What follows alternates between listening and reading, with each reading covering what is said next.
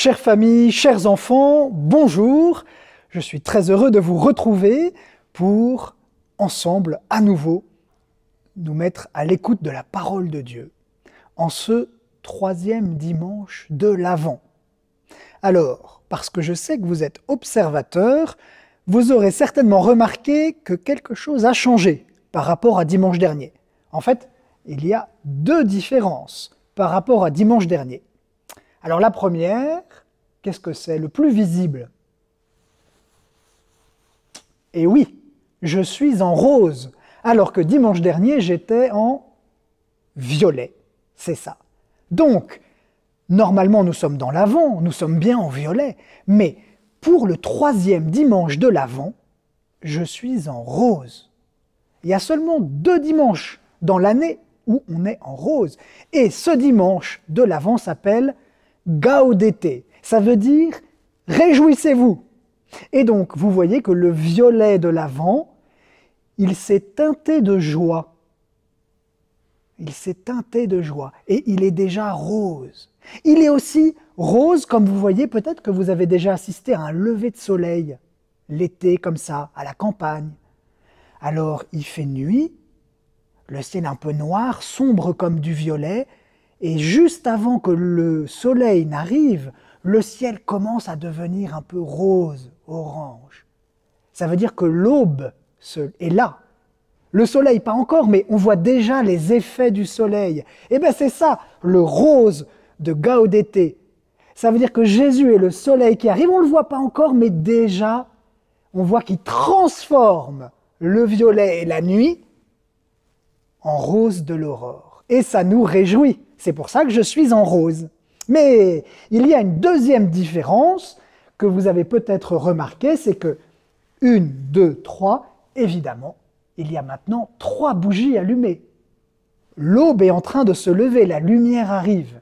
Donc peut-être que chez vous, dans votre maison, vous avez une couronne de l'Avent et que vous avez déjà allumé pour ce troisième dimanche, la 3e bougie. Et maintenant, nous allons lire ensemble la parole de Dieu. Alléluia, Alléluia, Alléluia, Alléluia, Alléluia, Alléluia, Alléluia, Alléluia. L'Esprit du Seigneur est sur moi. Il m'a envoyé porter la bonne nouvelle aux pauvres. Alléluia, Alléluia, Alléluia, Alléluia, Alléluia, Alléluia, Alléluia, Alléluia. Le Seigneur soit avec vous. Évangile de Jésus-Christ selon saint Jean. Gloire à toi, Seigneur.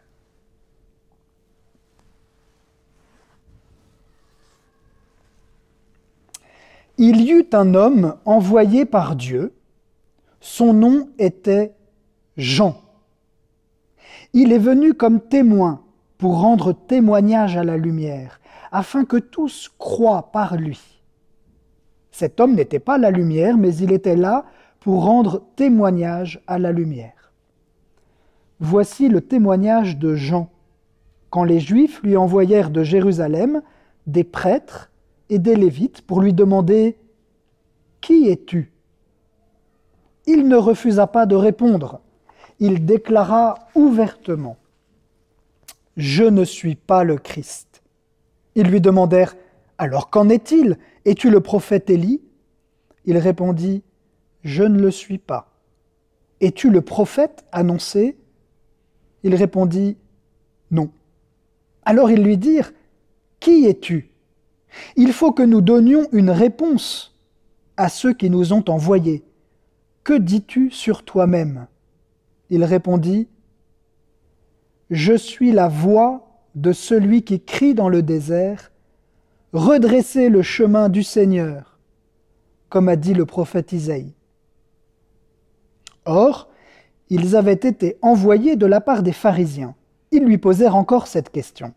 « Pourquoi donc baptises-tu ? Si tu n'es ni le Christ, ni Élie, ni le prophète. » Jean leur répondit, « Moi, je vous baptise dans l'eau, mais au milieu de vous se tient celui que vous ne connaissez pas. C'est lui qui vient derrière moi, et je ne suis pas digne de délier la courroie de sa sandale. » Cela s'est passé à Béthanie, de l'autre côté du Jourdain, à l'endroit où Jean baptisait. Acclamons la parole de Dieu. Louange à toi, Seigneur Jésus.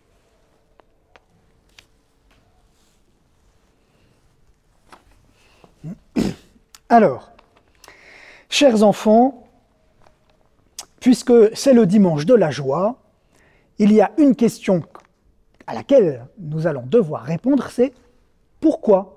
Pourquoi être dans la joie?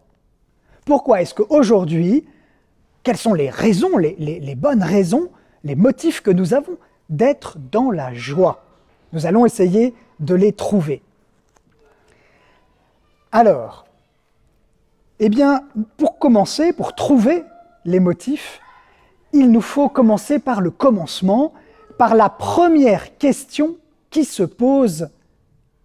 Et la première question qui se pose, c'est « Qui es-tu » C'est la question qui est posée à Jean-Baptiste. « Qui es-tu » Alors, comment Jean répond à cette question?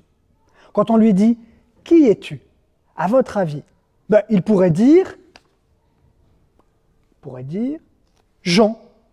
Mon nom est Jean. Normalement, il devrait dire ça, vous êtes d'accord? En plus, dans l'Évangile, au début, on nous a dit « Il y eut un homme envoyé par Dieu, son nom était Jean ». Et je vais vous dire, en plus, c'est le nom que Dieu lui a donné. Il aurait dû s'appeler Zacharie, comme son papa.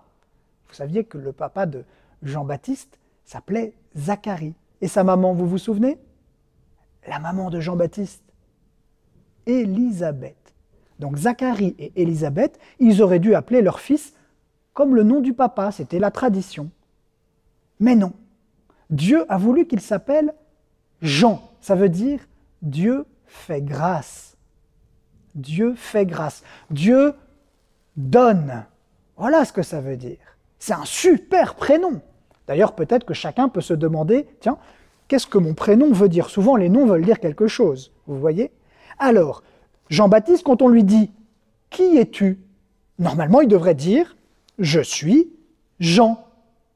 Mais ce n'est pas ce qu'il dit. Quand on lui dit « Qui es-tu » il dit « Je ne suis pas le Christ ». Ce n'était pas la question. On lui a demandé « Qui es-tu » et lui, il dit « Je ne suis pas le Christ ». Ça alors? Alors, Christ, Christ, ça veut dire « Messie ». Ça veut dire celui qui a reçu l'onction. Autrefois, les rois, les prophètes, ils recevaient de l'huile sur la tête, l'onction, parce que l'Esprit Saint allait venir sur eux. Et donc le Messie, le Sauveur qu'on attend, il est rempli de l'Esprit Saint. C'est pour ça qu'on l'appelle, celui qui a reçu l'onction, on l'appelle Messie, ça vient de l'hébreu, ou Christ, ça vient du grec. Bon, alors, Jean, quand on lui dit « Qui es-tu » il dit « Je ne suis pas le Christ ». C'est étonnant. En fait, Jean, il ne peut pas faire autrement que de se définir par rapport à Jésus. Le centre de sa vie, c'est Jésus. La raison de sa vie, c'est Jésus. Il ne dit pas, il y a moi, il y a Jean, et tous les autres qui tournent autour. Tous les autres qui tournent autour par rapport à moi. Non, il dit, au centre, il y a Jésus, et toute ma vie, eh bien, elle est en relation avec Jésus. Donc, quand on me demande, qui es-tu? Il dit, moi, je ne suis pas le sauveur. Alors, il y en a d'autres qui répondent comme ça. Par exemple, Saint Paul, vous connaissez peut-être Saint Paul, il a écrit des lettres. Et au début de ses lettres, quand il se présente, il dit « Paul, serviteur de Dieu ». Pour dire qui il est. Moi, je suis serviteur de Dieu, il dit. Bonjour, vous êtes qui? Serviteur de Dieu. Vous voyez, il se définit par rapport à Dieu. Ou alors il dit « Paul, apôtre du Christ ». Mon être, qui je suis, c'est apôtre du Christ. Il se définit par rapport à quelqu'un d'autre. Ça veut dire qu'il sait que s'il existe, c'est qu'il a reçu la vie de quelqu'un d'autre. Il sait que le but de sa vie, c'est d'être au service de Dieu et du Christ. C'est beau, hein? C'est très beau. Et bien, nous aussi, si jamais quelqu'un nous demande « Bonjour, qui es-tu » pour dire « Je suis un ami de Jésus ». Ah! Alors ça, la personne, elle va dire ben, « C'est qui Jésus ?» Et au lieu de parler de moi, on parle de lui. Vous vous rendez compte? Voilà pourquoi Jean-Baptiste, quand on lui dit « Qui es-tu » il ne dit pas Jean, il dit « Je ne suis pas le Christ ». C'est pour qu'on parle du Christ, qu'on parle de Jésus. Alors vous voyez, voilà la première chose qu'on va retenir, c'est que Jean, toute sa vie, elle tourne autour de Jésus. C'est Jésus qui est au milieu de sa vie, de sa journée, de toute son existence. Voilà. Il est la voie de Jésus. Il prépare le chemin de Jésus. Voilà. Alors, Jean dit « Je ne suis pas le Christ ». Et nous, on peut dire ça aussi. Tous. Moi, je peux dire « Je ne suis pas le Christ ». Ça veut dire « Je ne suis pas le Sauveur ». Ouf, ça fait du bien de dire ça. Pourquoi? Parce que parfois, on croit qu'on va sauver tout le monde. Parfois, on croit qu'on va sauver nos parents, nos frères et sœurs, nos amis. On se dit « Ah, c'est à moi de les sauver ». Non. Ben non, on ne peut pas sauver les autres.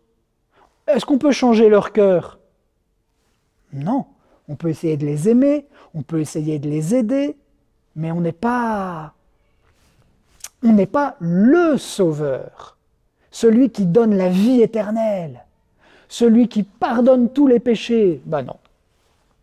Donc déjà, quand on dit « je ne suis pas le Christ », ça nous soulage, ça nous décharge. Mais il y a mieux, il y a encore mieux, c'est qu'on dit « je ne suis pas le Christ », mais il y a le Christ, il y a un Sauveur. Et Jean-Baptiste dit « au milieu de vous se tient celui que vous ne connaissez pas ». C'est qui? C'est Jésus. Parce qu'à ce moment-là, au moment où Jean-Baptiste parle, eh bien Jésus, il est là, dans la foule. Il est là. Personne ne le connaît encore. Mais il est là. Il a presque le même âge que Jean-Baptiste, son cousin. Il a 6 mois de moins. Et donc Jean dit, je ne suis pas le Christ, mais au milieu de vous, maintenant, il y a celui que vous ne connaissez pas. Le Sauveur est là. Il est là. Alors là, on a une bonne raison de se réjouir. Le Sauveur est au milieu de nous. Il est là. Il est là. Ça, c'est une excellente raison de se réjouir. Donc, on peut se réjouir parce qu'on a un Sauveur. Je ne suis pas le Sauveur. Il y en a un qui est là pour me sauver, me donner la vie, me donner la joie, la paix et même une vie éternelle avec Dieu. Et en plus, deuxième raison de me réjouir, il est là. Maintenant, il est avec vous qui écoutez cette vidéo. Jésus est là. Il l'a promis. Il est là. Ça, c'est quand même une deuxième raison de se réjouir. Il y en a encore une troisième. Vous vous souvenez? Nous avons dit que Jean écrit dans le désert et les gens viennent. Jean, il dit « Convertissez-vous » et les gens confessent publiquement leurs péchés. C'est dingue.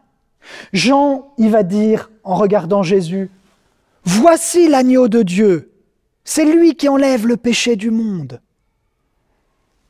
Et il y a des gens qui vont le suivre, qui vont suivre Jésus, grâce à la parole de Jean-Baptiste. Il y a André, qui va aller chercher son frère Pierre. Ce sera les premiers apôtres, grâce à la voix de Jean-Baptiste. Donc, on se réjouit parce qu'il y a un Sauveur. Ensuite, parce qu'il est là. Et la troisième raison, c'est parce qu'il est déjà en train d'agir. Il est déjà en train d'agir à travers la bouche de Jean.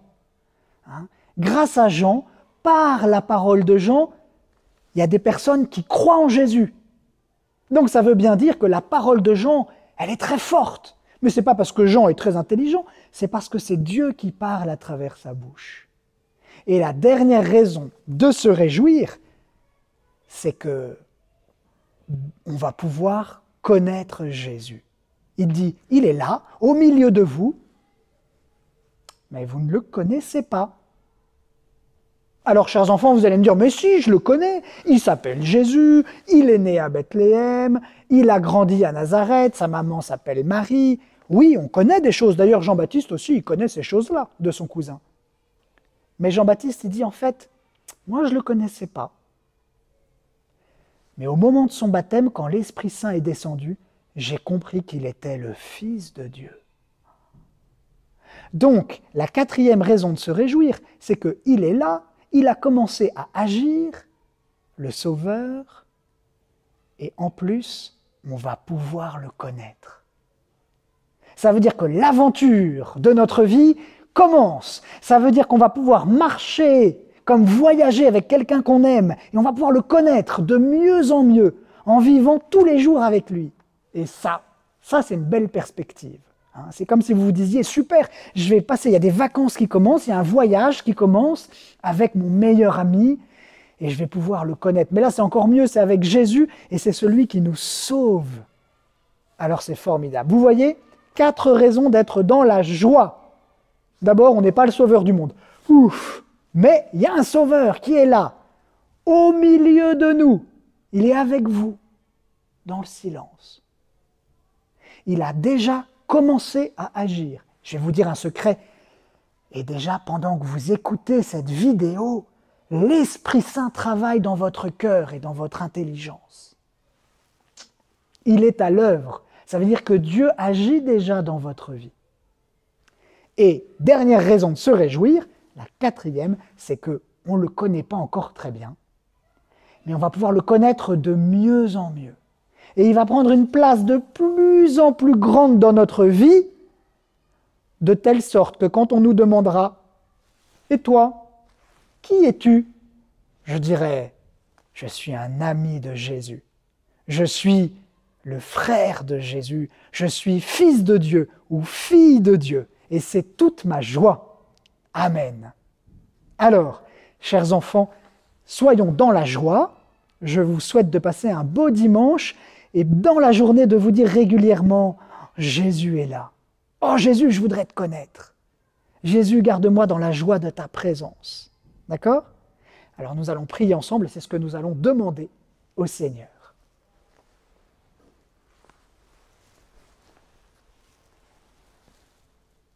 Jésus, c'est toi mon sauveur. C'est toi qui peux sauver tout ce que j'aime, mon papa, ma maman, mes frères et sœurs, mes amis. C'est toi qui donnes la vie. C'est toi qui fais grandir le cœur. C'est toi qui m'apprends à aimer. C'est toi qui m'apprends à être humble et petit pour te faire toute la place. C'est toi qui donnes la joie, la paix. Jésus, sois mon sauveur. C'est toi mon sauveur. Jésus, viens prendre la place du milieu dans ma vie. Je veux être ton ami, ton disciple, ton serviteur. Jésus, pour être dans la joie, aide-moi à voir ce que tu fais dans ma vie. Aide-moi à voir ce que tu fais dans le cœur de mes frères et sœurs, de mes amis. Aide-moi à regarder l'amour que tu as mis dans leur cœur déjà. Et tout ce que tu changes aussi en ce moment dans ma vie. Merci, c'est ça qui est précieux. Alors Seigneur, c'est ça qui me donne de la joie. Tu es avec moi. Tu es au milieu de moi. Tu es au milieu de ma famille. Seigneur, merci d'être présent. Seigneur, merci d'être présent. Jésus, tu es toute ma joie. Jésus, Tu es toute ma joie. Amen.